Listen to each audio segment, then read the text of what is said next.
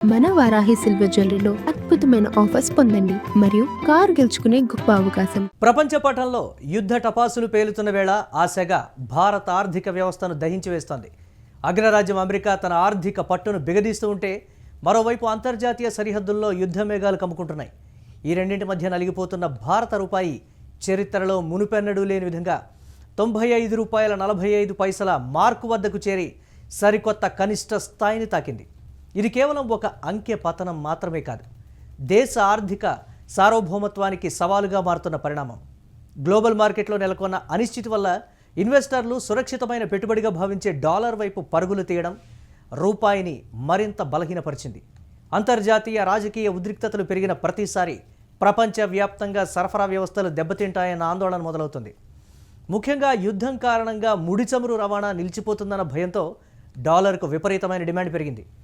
దీనిని ఆసరాగా చేసుకున్న అమెరికా ఆర్థిక విధానాలు రూపాయిపై పెను ఒత్తిడిని పెంచాయి. రిజర్వ్ బ్యాంక్ ఆఫ్ ఇండియా తన వద్ద ఉన్న విదేశీ మారక నిల్వలను రక్షణ కవచంలా వాడి రూపాయి పతనాన్ని అడ్డుకోవాలని చూసినప్పటికీ మార్కెట్ సునామీ ముందు ఆ ప్రయత్నాలు ఆశించిన స్థాయిలో ఫలితాలనివ్వలేదు. విదేశీ సంస్థాగత ఇన్వెస్టర్లు భారత మార్కెట్ల నుంచి భారీగా నిధులను ఉపసంహరించుకోవడం ఈ సంక్షోభాన్ని మరింత తీవ్రం చేసింది.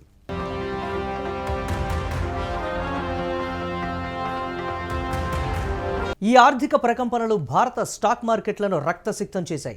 దలాల్ స్ట్రీట్లో ఎన్నడూ లేని విధంగా అమ్మకాల జాతర కొనసాగడంతో సెన్సెక్స్ ఏకంగా 1700 పాయింట్లకు పైగా కుప్పకూలిపోయింది. నిఫ్టీ కూడా 500 పాయింట్లకు పైగా క్షీణించి ఇన్వెస్టర్ల గుండెల్లో రైళ్లు పరిగెత్తించింది. యుద్ధ భయం వల్ల ఎక్కువగా ప్రభావితమయ్యే బ్యాంకింగ్, ఐటీ మరియు ఆటోమొబైల్ రంగాలు పేకమేడల్లా కూలిపోయాయి.